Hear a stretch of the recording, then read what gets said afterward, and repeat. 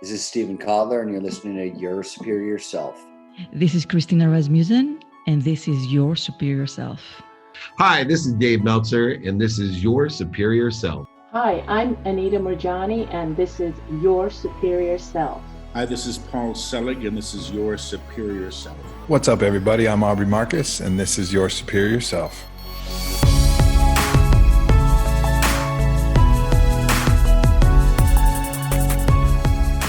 What is up, beautiful people? Welcome back. I'm Trey Downs, and this is Your Superior Self. Thank you guys for taking the time to download and listen to this episode. I'm glad that you did, because Prajna Avalon joins the show after I listen to this conversation. I mean, even during the conversation, I'm fired up. Like, my vibrations are high, my heart is on fire, and I hope that happens for you. I think it will. She just has this natural radiation of energy that just comes through, and you can feel it, you can hear it in her voice. I mean, her voice is just so soothing. I guess it makes sense because she's an intuitive healer, and that's what she does. I mean, she goes out there and helps people with their energy, work their energy, get them back to baseline, and make sure that they are dealing with the things that need to be dealing with energetically, to clear some of those unwanted feelings or injuries or diseases. She does that, and she talks about that in the episode. She talks about her background, her upbringing, and how that influenced her life and where she is now, and how her near-death experience kind of solidified her as a healer. Yeah, I love that story. We talk about a lot of stuff. She's just so fascinating. Prajna is fascinating. And if you want to find out more about Prajna, you can go to her website, prajnaavalon.com, and you can find out more about how you can book her for an appointment or read her bio and figure out what it is she does. But there's a quote on here that I really do enjoy. I don't know if she said this. I'm assuming she said this. Quote, "We are meant to heal, be happy, and feel fulfilled. Throughout our lives, healing is available to each and every one of us in a variety of forms. We are meant to go towards a healthier and happier place, to continue growing from where we currently are at any given moment.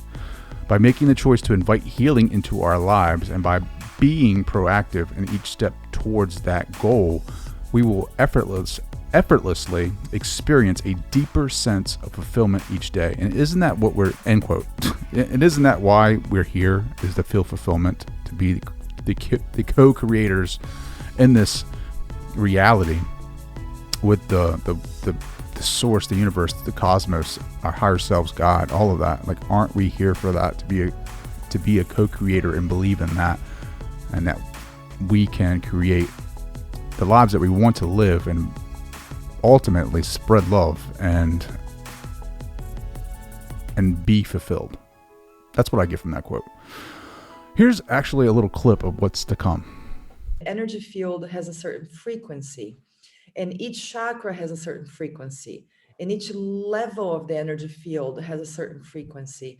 So a tuning fork is a tool that can help you get in touch with that frequency, or a singing bowl, or the voice. Some people do singing, as healing. So they're all tools. Like, some people use the pendulum to read a chakra, to see it's clockwise, it's counterclockwise, it's elliptical, and all of that. So they're all tools. Ultimately, we don't need those. Like, the goal is really, if you're really connected to yourself, to the other person, and to the energy, you don't need those tools.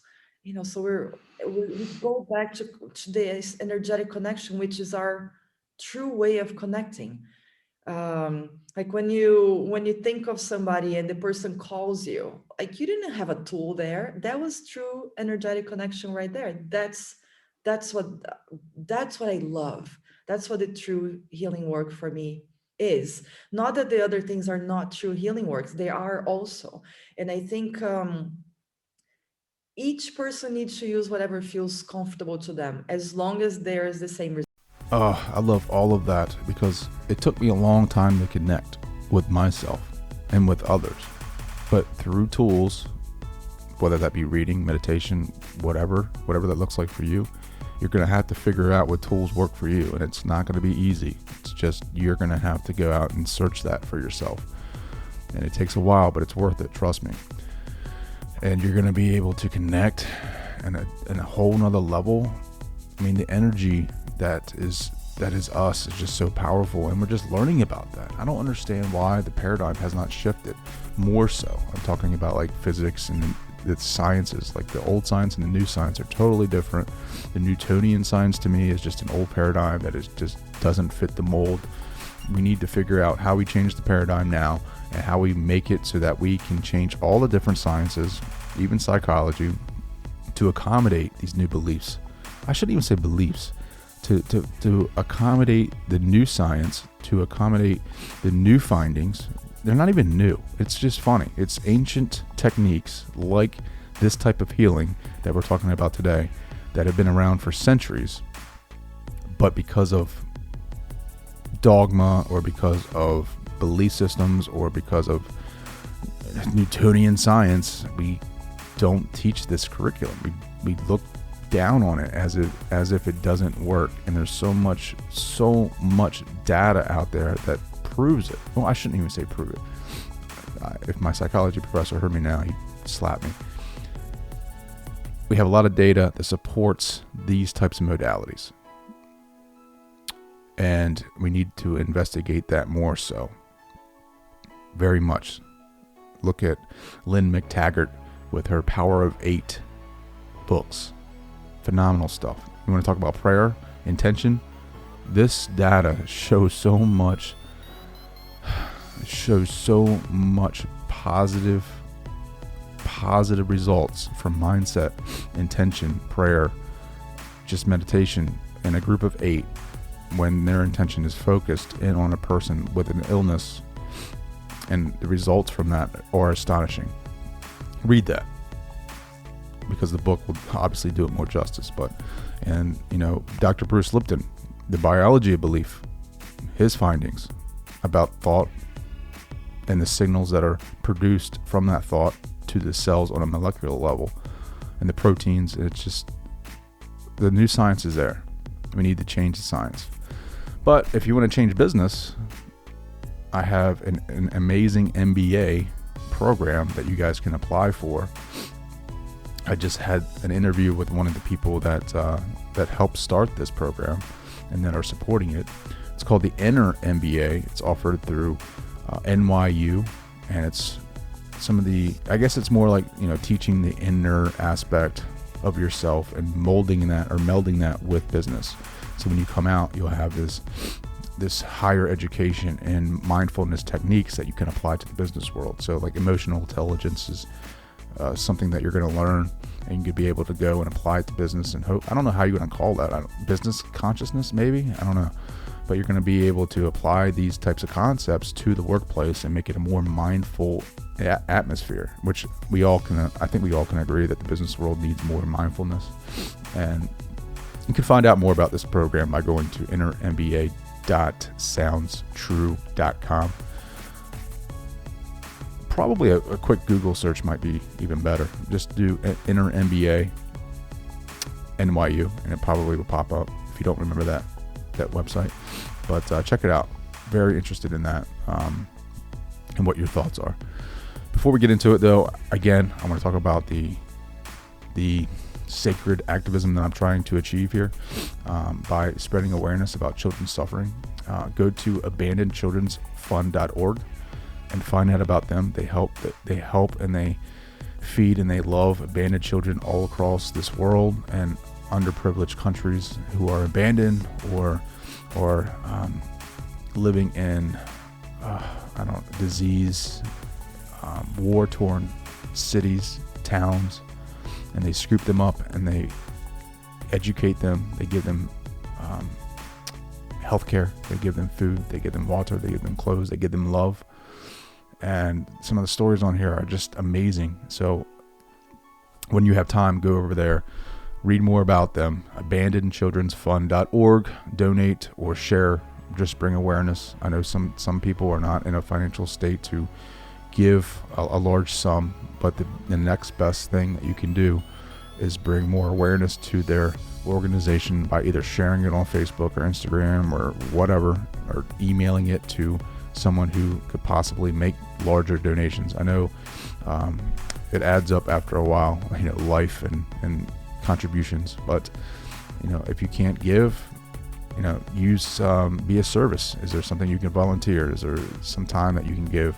And if not, just bring more awareness to it. That's the best thing you can do. And lastly, hit me up, treydowns.com, DOWNES. Follow me over there. And then you can also see some of the videos from YouTube. So you can check me out on YouTube. Started a channel over there. It's blowing up a little bit. But follow me on social media, TDowns80 on Instagram. Hit me up. Yeah, it's going to be a good time. So without further ado, here is the great and the powerful Prajna Avalon. Hi, I'm Prajna Avalon, and this is your superior self. Prajna, thank you for taking the time to come on the show. This is going to be amazing. And I know you're on a retreat. I know you're in the mountains. I'm very surprised that you have internet connection right now. So that's a plus. How are you doing? I'm doing good. Yeah, I'm surprised too. I was crossing my fingers the whole time. So I'm good. It's an amazing retreat. So I'm feeling quite relaxed and connected. So it's really nice. Oh, I'm so jealous of you right now. I know. What are you guys doing up there? What kind of retreat? Like what's going on? It's a little bit of a detox retreat, a health retreat, and a spiritual retreat and an emotional retreat at the same time. So it's kind of to reconnect. I often find I used to not take a lot of time off for myself. But with this kind of work, I feel like I need to take time off before the need for time off comes. So I'm really good at self-care. So I'm here for 2 weeks, which is amazing. It's just such a gift. Where are you at? What mountains are you in? So I'm actually in Brazil, and I am in Rio, in the state of Rio. So it's in the mountains, a couple of hours from downtown Rio. So where's your practice at? So my practice is online. It's been online for a long time because I live between Brazil and India and the US. Man, I'm so jealous of you right now. I hear that a lot. Oh. And in between travels here and there, that's not happening too much now. Although I did fly from India to the US to Brazil last year, so it still somehow happened. But so, what's your background? Like, where did you grow up? Like, what was your childhood like? I was born in Brazil, in São Paulo, and I actually was born into like a healing family. My parents, my father was a medium, and my mom was starting to train as a healer. And I grew up in a healing community. So I was really exposed to spirituality and God and reincarnation and life paths and journeys from very early on. I feel really, really lucky on that. And I was a really spiritual kid, even without that. So I was really extra lucky that I had that to support me, because I think a lot of people have that is when they're children and they don't really have a parent or a person to support them. And I was really lucky that I did. So yeah, I grew up in that, and then just kind of living a regular life too. I was always very active. I was always an athlete, and I always loved nature. So I hiked a lot and I camped a lot, and I was always very interested in a lot of different things. I think that's why I continue to just go in different places of the world. I think it's in my soul, Oh, I'm sure you have an old wise soul. So you said your dad. Sometimes I feel like I do it. Sometimes I'm like, oh my gosh, there is so far to go still. So you're a healer, and like you said, your practice is online. How do you help heal? Like, what does that look like? Is it a meditation? What does that look like? So it's a connection. So I usually speak to people at first, seeing where they're at, where they're coming from, because usually when we describe our issues, whether it's a health issue or a life issue or a situational issue, every time we connect with something, the energy starts moving. So I start connecting with that as they're sharing themselves with me. And then when it kind of feels complete, we go into the deeper healing, when I really allow the channeled energy to come through. And that means connecting more with my higher self, or my superior self, their superior self, their guides, their life path. I really allow myself to become a channel for what's meant to come to them. And that can look like working on specific chakras and levels of the energy field, or traumas, or past lives, or relational cords with people. It can take a whole array of differences, and it usually involves multiple of those things at once. Nothing is one specific thing that you work on and then you're done. And the goal for me is always to get each person to a point where they can walk on their own.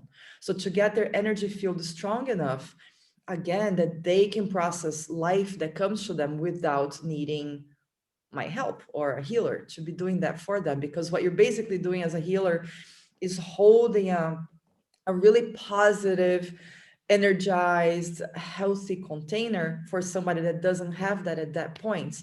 And you're holding a template for their energy field to become that again, because we're all that, right? We kind of get lost along the way. So the goal is always for people to be able to then process life and walk on their own. And the true healing, I always feel like it's helping people really find themselves, like come back to their souls.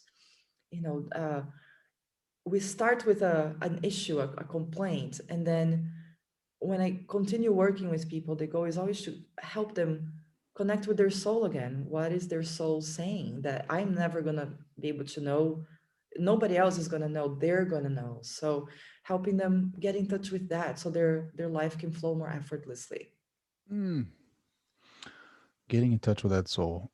Yeah, because I think, especially in the States, in the Western world, we're a little bit too busy. I mean, even during the pandemic, at first it was very shocking. We were in survival mode and we were trying to figure this thing out. But as it progressed down the timeline, Right. people got very exhausted from it and they were looking for things to do. Like it was like, yes, we had a great time of peace with ourselves, right? Like with our Yes. families, and we got to sit alone and sit with our families and get to know them. But then we were like, all right, well, I need something else to do. And we got Yes. antsy again, right? And now we're starting to see more of us coming out of this with the vaccinations, and people are starting to pick back up in their daily routines again. And I don't necessarily like want to get out of it, to be honest with you. Like I enjoy my meditations. I enjoy the slow pace a little bit more. I love being able to connect with my higher self. I don't get to connect with myself. Everybody thinks that you go to meditation and you connect with your higher self. It's not, in my personal opinion, I don't connect every day. Like it's tough, right? Like I'm a human being. Like I have days that I can get up and feel like I have great visions. And then there's days I get up, I can barely hold a thought, like, I love your work as a healer. I think it's important because the body, like I've been exposed to so many different types of therapies just through this show, like energetic, therapies where people are using like vibrations, like tuning forks to find out energy that has been stuck since you're a child that's been surrounding your body, like I never thought about before. Or I'm sure you've heard of that, right? Like Absolutely. do you do that type of therapy as well? Like, have you experienced that therapy at all? With the tuning forks or with these energies? With anything like that. Like I'm very new to this, so I'm sorry if my verbiage is off a little bit, but no problem. Yeah, I think they're all tools, So the baseline is that the energy field has a certain frequency, and each chakra has a certain frequency, and each level of the energy field has a certain frequency. So a tuning fork is a tool that can help you get in touch with that frequency, or a singing bowl, or the voice. Some people do singing, as healing. So they're all tools. Like some people use the pendulum to read a chakra, to see it's clockwise, it's counterclockwise, it's elliptical, and all of that. So they're all tools. Ultimately, we don't need those. Like the goal is really, if you're really connected to yourself, to the other person, and to the energy, you don't need those tools. So we go back to this energetic connection, which is our true way of connecting. Like when you think of somebody and the person calls you, like you didn't have a tool there. That was true energetic connection right there. That's what I love. That's what the true healing work for me is. Not that the other things are not true healing works. They are also. And I think each person needs to use whatever feels comfortable to them, as long as there is the same result at the end. For me, those things get in the way because I get distracted. I like to close my eyes and just allow things to happen. If I'm focusing on a tuning fork or something, then I'm focusing on that, and I personally lose connection with my deeper self. Most of the time when I do sessions, I don't even do videos. We just do voice. Because if you're doing videos, you're looking at the person, you're kind of trying to see how you look and do I look okay, and right, and all of that. So I took that out, and it goes much deeper because it brings us, the deeper we go in touch with ourselves, the less distractions we have around us, the more we get in touch with our true selves. Sure. I didn't know what the heart chakra was until I went to a friend's, Paul Selig. I went to one of his events, and he channels, and like my heart was like on fire, like it was like vibrating. Like I didn't know what that was. I was like, turned to my wife, and I was like, I don't know what is going on, but this area here is like lit up. And that's when I was introduced to like the chakras and aligning my energy. And it's interesting, like some of the ailments that you can have in your body when your chakras are not fully aligned or blocked. Or what do you typically see a pattern, and especially now, like certain chakras to certain ailments, like that are especially related to the pandemic? Yes, well, the pandemic is causing a lot of fear, right? So fear usually relates to the third chakra, which is the solar plexus chakra, and the first chakra. So the third chakra has to do with how we relate to the world, how the world relates back to us. And the first chakra has to do with safety. So those two chakras are really affected because there's no safety really right now. Nobody knows, none of us knows what's coming. It's still, I mean, there's never really safety, but before we had a false sense of safety, at least. Now it's kind of like the universe said, okay, let's really teach you the lesson here that there really is no safety. You got to find it within yourself. And it created this chaos, for us. So the first chakra is getting affected in the third chakra, which creates lack of sleep. There's a lot of insomnia, there's anxiety, there's depression, because first chakra is life force. So when we are scared, if we close the first chakra or diminish the flow of the first chakra, we're diminishing the energy flow to our bodies, right? The main connection is to the grounding, to the earth. All our chakras take in energy, but the first chakra is major. So if you're closing that off because you're a little bit more scared, we're really kind of messing everything up. So then it depends on the person, because if somebody has, let's say, a little bit of a weaker heart chakra for whatever reason, they've had traumas with the heart, with love, with relationships, with family, then they're going to be affected there. If somebody had a weaker throat chakra because of not being able to express themselves or release, they're going to have trouble there. So then it affects each one of our most vulnerable areas. How do you clear that first chakra, like the base? Like how do you, what is it? I guess I don't want to say easy technique. I guess it's not all easy, but like, right. As somebody listening to this right now that is interested in this, like what is a method that they could practice? Yeah, so a really simple thing, the thing that will help us always the most is intention. So even more than like knowing how to spin a chakra or not spin a chakra. So I always say to my clients, like, bring your intention to the first chakra. And the first chakra is like, if this is your legs, like the first chakra sits like right here. It faces down and it connects into the earth, right? So imagine the first chakra, which is nice and red, on the colored levels of the energy field. And imagine that it's connected to the earth, and then feel the connection. Invite safety in. Imagine that you're feeling safer. Invite the safety of the earth to connect. It's really about intending. So I want to feel safe, so my intention goes towards feeling safe. And you can do that. You can do that at home if you feel safe at home. If you don't feel safe at home, then go outside, go to the beach, go to the park, go to walk on the streets. Find a place where you feel safe, and you can even imagine your feet growing roots into the ground, your legs feeling really supported. This might sound like basic techniques, but they're super powerful. They're what I use when I need to feel safer. And the transformation is almost immediate, because our natural way is to connect to the earth, is to feel safe, is to be connected. Our natural way is not to be scared. So when we bring our attention to our natural way of being, it connects. And the more we do it, the stronger it connects, right? It's kind of like we talked about meditation.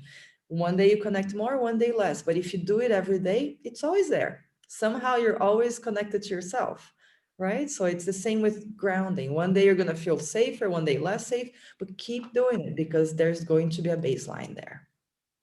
Do you have like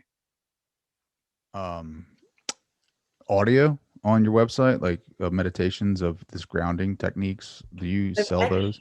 It's so funny. I'm actually in the process of creating them now. I've actually noticed that it's such a big need, especially during this pandemic. And many of my clients, they say, oh, I go watch you on YouTube because I can hear your voice, because it's so calming and grounding. So I'm getting that done on my website very soon. You have a very powerful voice, or a very soothing voice as well. And I think that people need to hear that. Like, I would listen to that. Like, if I was in a safe setting or a place that, I felt grounded, like I would listen to that. I mean, for sure. Like, I just feel like you could, you can definitely help out a lot of people by doing that. Yeah, thank you. And it's all in the vibration too. So that's again like the work of a healer. So right now I'm grounded. I'm prepared. I'm grounded. I'm here with you. So my voice and my transmits my presence and transmits the vibration that I'm holding, and then you feel it. Well, can you read people's energy by just looking at them? Can you do that? Is that the type of gift that you have, or is it you have to feel their vibration? I usually so it was kind of like a process. So when I was a child and a teenager, my ability to read people's energies and people's minds and people's futures was insane, but it made my life very disturbing, because I never had peace. Like, I always was connecting with something. So I learned to shut it down, or kind of put a boundary on it, and only really connect when I'm working. So when the person is giving me permission and when I'm working with them, because I also don't find it ethical to be reading people's energy fields just without their permissions, because it's their privacy. It's who they are, but you can't help it. If somebody comes and there's something really having them, I feel it. Or if somebody's really anxious, I feel it, but I don't read them. I only do that if I'm really working with somebody. So you can see futures. And I mean, so did you get that from your dad? I don't know if I got that. I probably got some of that from my dad. We used to play a lot, my dad and I, like psychic games. Like I don't know, he would get like a deck of cards, and I would sit in front of him, and he would hold a deck of cards, and he would be like, which card is this? What card is this? What card is this? What card is this? So he would help train me and develop my ability. Or we would need to find an object, and we would connect with the energy of that object and trace to where it was. So he really helped me a lot. But I think, from what I hear, my parents and my family say that I had that from very, very, very young, that I was saying things and seeing things and doing things that they didn't even know how to deal with. They had to get help in how to help me have space to be myself. What were you seeing? Like, friends on the other side, that kind of stuff? Like, or was it I visions? saw a lot of friends on the other side. It was too much. A lot of the times I had out of body experiences very often, and sometimes I did see people's futures, which I don't like that, and I never did like that. Or I would, my premonitions were very strong, and or I would know that people were sick, or I just had a lot of knowing. There was a lot of knowing, but it was a lot of responsibility. It was okay to a certain extent, but I felt really responsible. And when I was really young, like 10 or 11 or 12, people started, like the parents of my friends started hearing about it, and they started coming to me asking about their marriages and their lives, or their loved one that was really sick. And I would talk to them, but it felt like a lot. It was a lot of responsibility, and it also was getting a little bit in the way of my life, because the energy that was coming through me and out of me was so much that I would like walk in a room, and some like plant would fly out of the table and just like smash itself somewhere. Or I would like go to sleep, and I had a lot of rings when I was a teenager. I would put my rings on the nightstand, and the next day I would wake up and they were all contorted and twisted, and from there on, like I was wearing a hat and the hat would disappear from my head and would show up somewhere else. Or it was crazy, crazy stuff that was fun, but then not fun, because Yeah, well, I don't know. I'd freak out a little bit, right? Like, yeah, well, I was kind of like, I didn't freak out, but I was more because I kind of knew what was happening. Because I was in the healers community, I knew that people that had healing abilities, especially for physical healing, had a lot of extra, they called it at that time ectoplasm, like extra, a certain energy that could create physical movement. So I knew that that's probably what was going on. But so I started praying a lot for things to stop, for my vision to stop seeing spirits, for things to just slow down. And they did. They slowed down a lot. They never went away, but they slowed down a lot. And then I learned to control it more. And now it's quite under control, thankfully. that's so amazing. Like, that's so great. I guess because we all want some kind of superpower, right? Like, we all want to be like superheroes. We want to be able to fly, like out of body experiences. We want to be Yeah, able to see the future, fortune tell. We want to be able to sure. do all these things and be powerful, move objects. I mean, you're living the dream. I'm living the dream. I'm gonna tell myself that every day. You're I'm living the living dream. the dream. Where did you go for the out of body experiences? I used to have them when I was asleep, but I would wake up and I wasn't in my body. I would be flying around somewhere. And then in the beginning, I used to freak out. And what would happen was that my spirit would go and like land in bed, land in my body. And then I became more comfortable with it. But it happened a lot. But at other times when my spirit couldn't get out of my body, I used to sleepwalk a lot. So that wasn't as much fun for my family, especially. I think my spirit wanted to get out, but couldn't quite do Yeah. it. Yeah. What about past life regressions? Have you done those? Yes, I've done those. I've done those for myself. I do tap into that in my healing work with clients at times, but I'm quite careful with that, because I find that I feel like if we forgot it, there's a reason.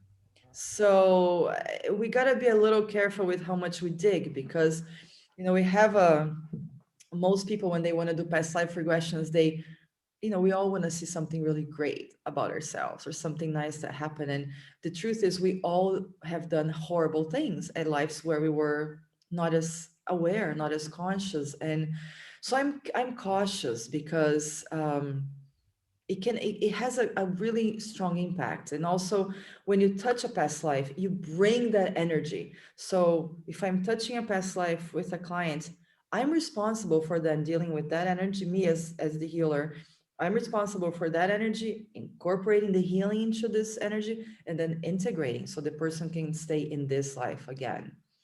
It's very complex. Sure. No, people get addicted to that, right? Like they They get get addicted to addicted to it. the idea of living, like it's almost like a version of escapism where they want to be there or finding out more about what they did, right? Like you think that were Cleopatra, or you were Einstein or whatever. Like you want to have these experiences where you were a king, like, or a knight or queen or Exactly. whatever, Exactly. and Or you it's don't want something. to be like a murderer or a Yeah. thief, And then you or find out you're a murderer or a thief, and now that just it just kills you, right? Like it just exactly. like, Well, and even if you find out you were a king, then what do you do? What does your what if you're a ego? bad king? What if you're a bad king? Exactly. Like, what do you do? I feel like we already have we have so much on our hands just dealing with this lifetime. So I usually deal with what's here. Sometimes when I feel guidance or my guides, take me, because everything is in our energy fields. All of our past lives is in our energy fields. Everything is in there. So when I'm guided there, I go, but it's very rare that there are actually images. There's usually a feeling of like, okay, it feels like you already went through something like this in a past life that went something like that. But to me, to my work, I find it important that it's always related to a purpose. Why are we touching on that? If it's going to serve for the healing now, for understanding, because some people have situations in life that they really cannot explain, they don't understand, and sometimes we gotta heal something from before, but then that's a good reason. Now, seeing a past life just for the sake of seeing a past life, then I'm not sure. I'm not sure I really am for that. Yeah.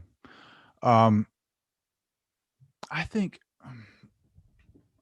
I was interested in it because of the idea of reincarnation.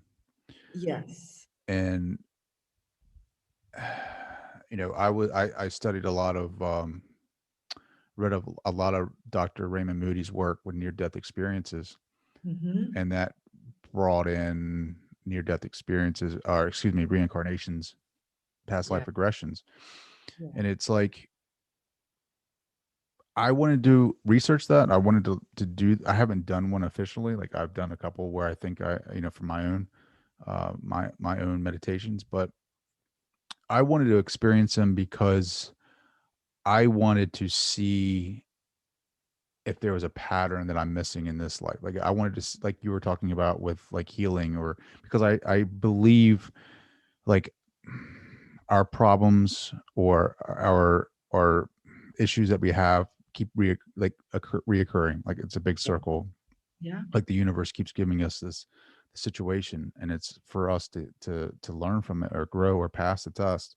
And if we don't, then it eventually just keeps coming at us until we pass. It's like, you keep getting, you won't pass 5th grade until you pass every subject. And I kind of look at it like that. And I think it's just so fascinating. I just think it just makes sense because I grew up, Methodist. Mhm. And now my children are growing up Catholic, and Mhm. I'm all about Jesus and his life. Mhm. I believe that he was teaching us, and this is just my personal philosophy. I think he was teaching us, showing his life, like the power that we are as a son of God ourselves, and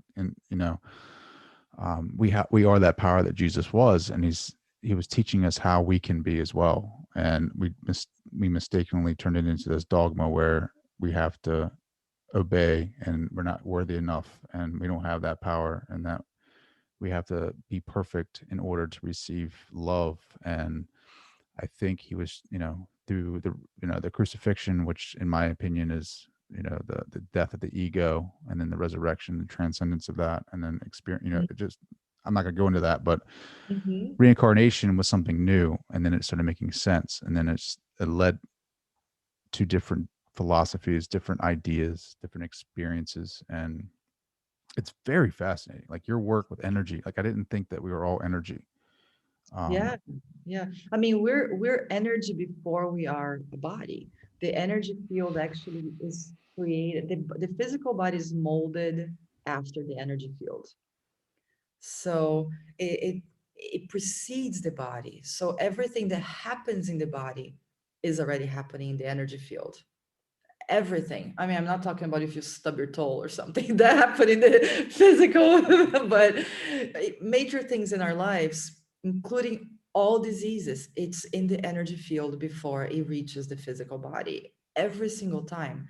So taking care of the energy field, I feel like at some point is going to be what everybody's going to be doing. Just like we're sleeping, we're eating, we're breathing, we're drinking water, we're going to be taking care of our energy fields, because it's a huge part of what it's really what maintains us healthy, for the most part.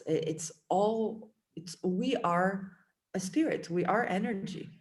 Our bodies are just molded after that temporarily while we're here. This current world we're in right now.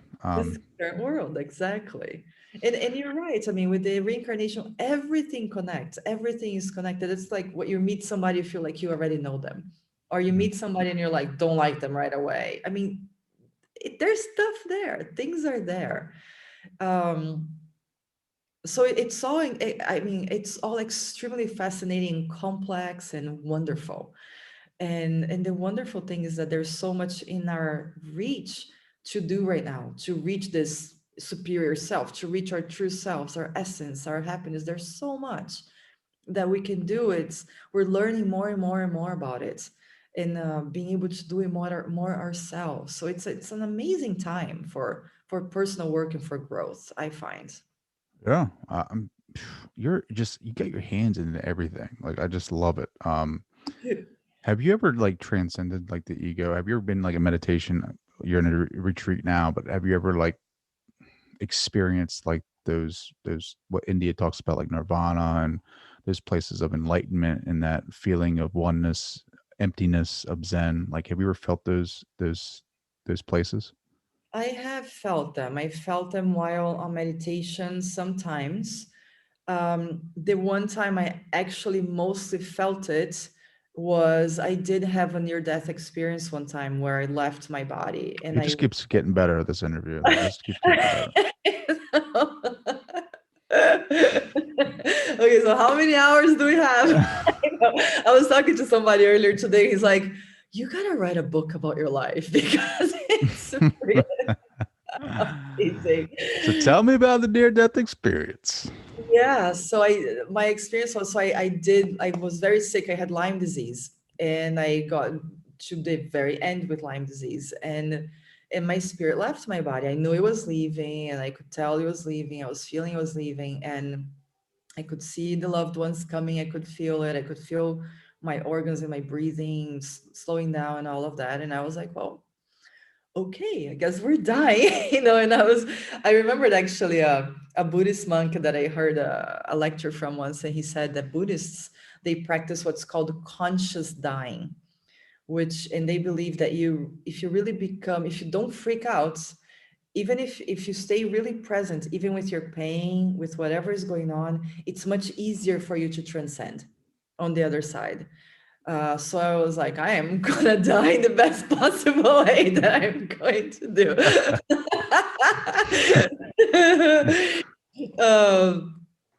So what happened was my energy, my spirits left the body, and instead of being received by these spirits or whatever, it went up, and I met some beings of light. There were 3 beings of light. They actually presented themselves as spheres. They were 3 golden spheres of light. And at that moment, there was no ego. There was a connection with everything.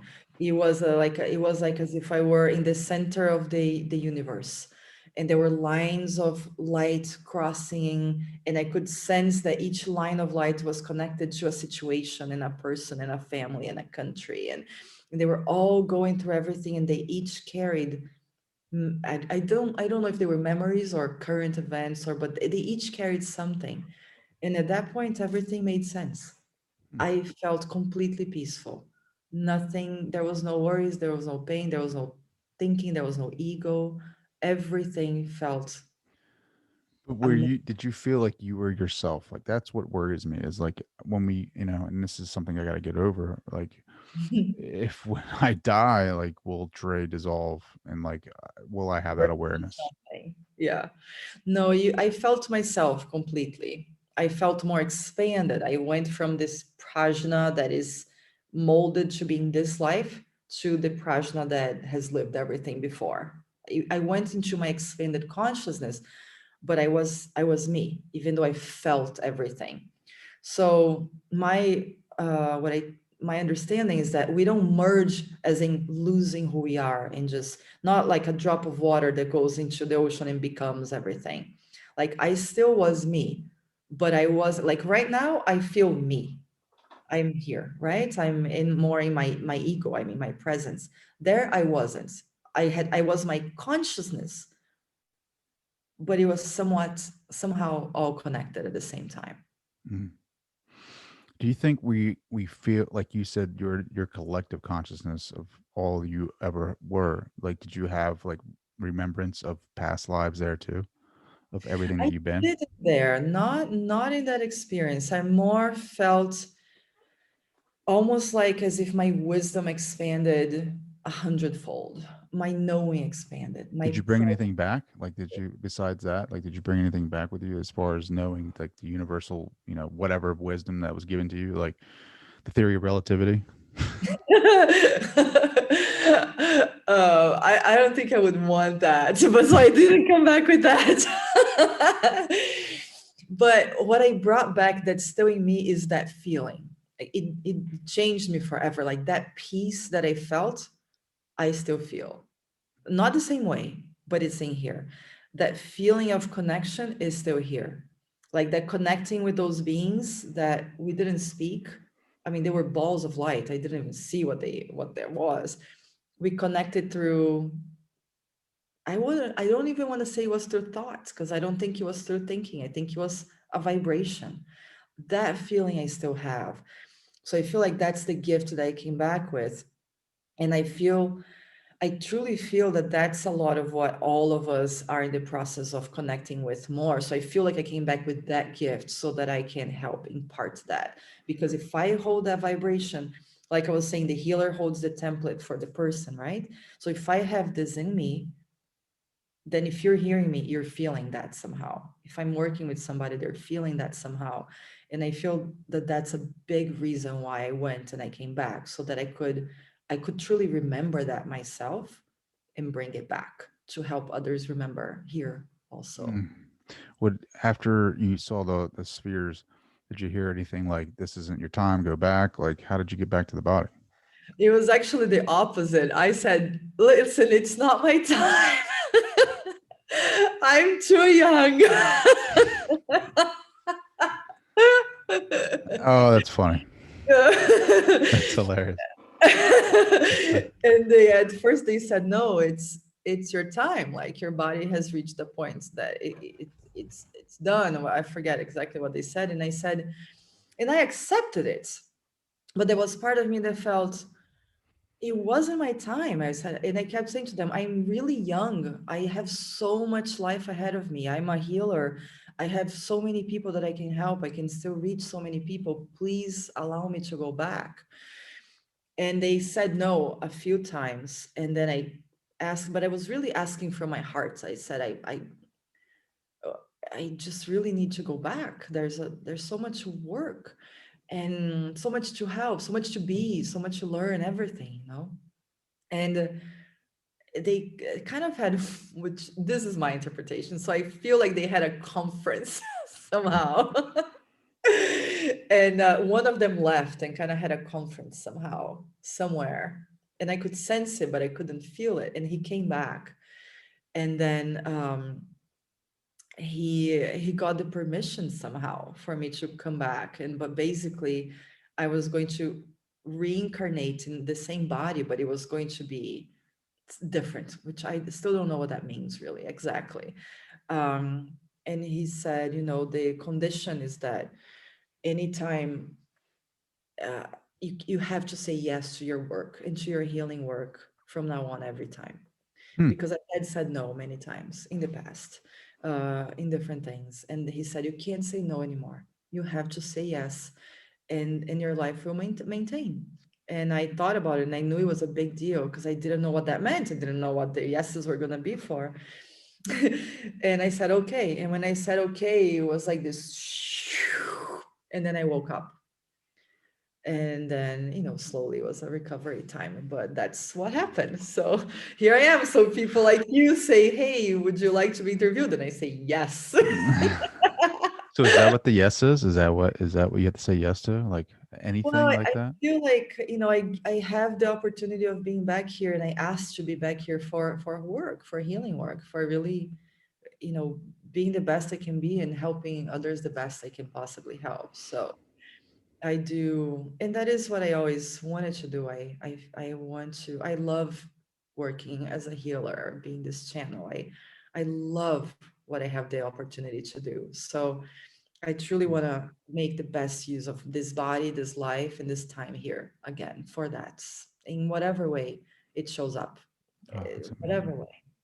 Did it feel like a dream state at all? Like, did you feel like, how we dream, like, especially if you're lucid in a dream, like did it feel like that? Or was it like, how did that feel, that reality, or I guess different consciousness when you left your body?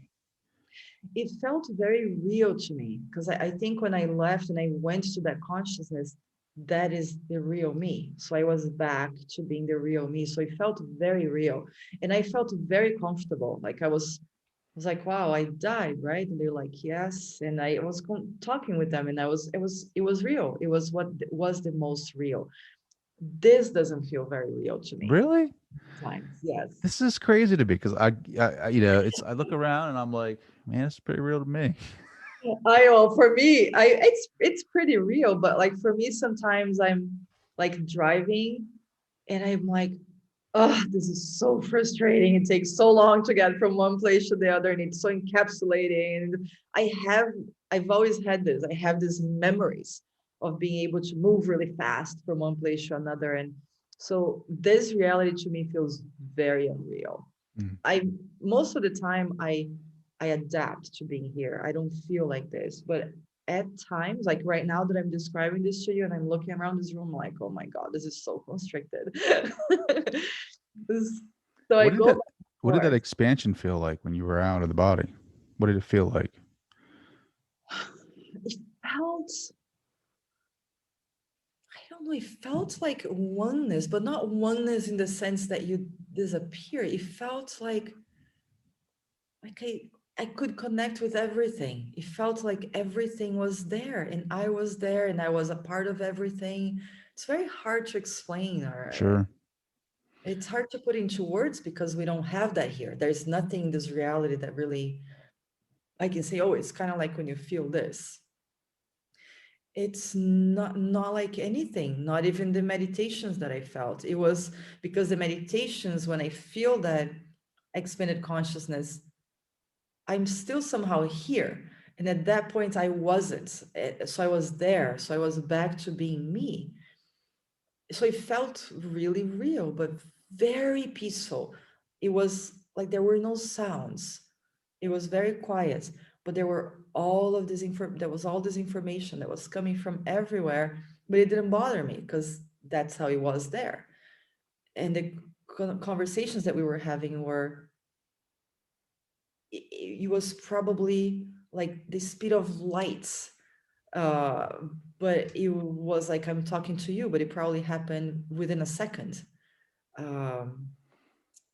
It's just so, it was, You were probably a sphere too, right? I mean, like, just think about that. Like, we think. I don't know what I was. You know what? Nobody never asked me this, and I've never thought of this. I don't know what I was. I definitely wasn't a body. I just remember, I don't know what I was actually. I just remember looking at them and saying, wow, they're spears.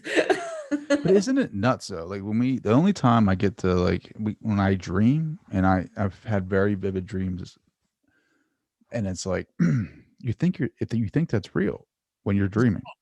Yes. Like you think that's real, and then you wake up and you're like, oh man, it was a dream. But in the dream, you don't even realize you're dreaming. It's weird.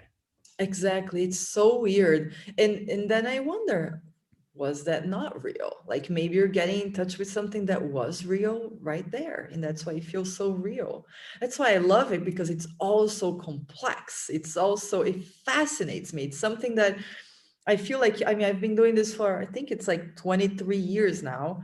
And I'm still learning all the time. Like there's sometimes I'm in a healing and the guides guide me to do something that I've never done. I'm like, I don't even know what this is, but okay. And so there's so much more than we understand, but that's what's so amazing about this, right? Because we can talk and come up with all these questions, and some of them we'll have answers for, and some of them we won't now. But it's incredible, all of it. I would love to like have a reading or a session with you just to experience that, just to see what Yeah, it's like, like yeah, I think it'd be absolutely. amazing. How can people find more out about you? So my website is the easiest way. So it's prajnaavalon.com. So it's easy. So Prajna, as it's written here, avalon.com. And then read a little bit there, get in touch with me. There's some YouTube videos of other interviews that I've done like this. Um, and then we go from there.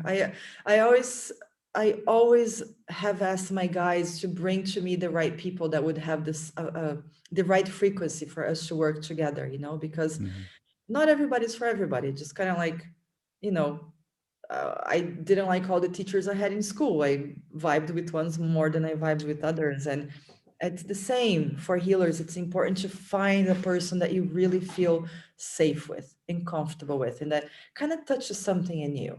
And if anybody feels like that, then absolutely, my arms are wide open. They're wide open. You got to say yes, right? I mean, that's I the gotta say yes, that's the condition. And I gotta say yes. To me, it's very sacred when somebody comes, because they really open themselves. Some people a little bit more than others, but it's a sacred connection. So I take it as a real honor to do each healing. So I really love it. I have such gratitude. Sometimes I finish working and I have tears just like streaming down my face, because I feel such deep gratitude to be able to be part of people's lives like that. So beautiful. yeah, Mm. if anybody that's really truly wanting to find themselves and heal in whatever way, and if I can do anything to help, what an amazing opportunity, right? What an amazing gift to be able to do that. Mm. Well, I was going to ask you what your legacy is, but I think you basically just said it there. What an opportunity, like a gift to be able to experience that. Thank you Yes. so much for taking the time to come on the show. This has been amazing. I love just being around you and your energy. This has been awesome. Thank you. It's been so wonderful. It just flew by, and what a great conversation. It was like we're sitting on a bench in a park or something talking. I love it. Wonderful connection. Thank you.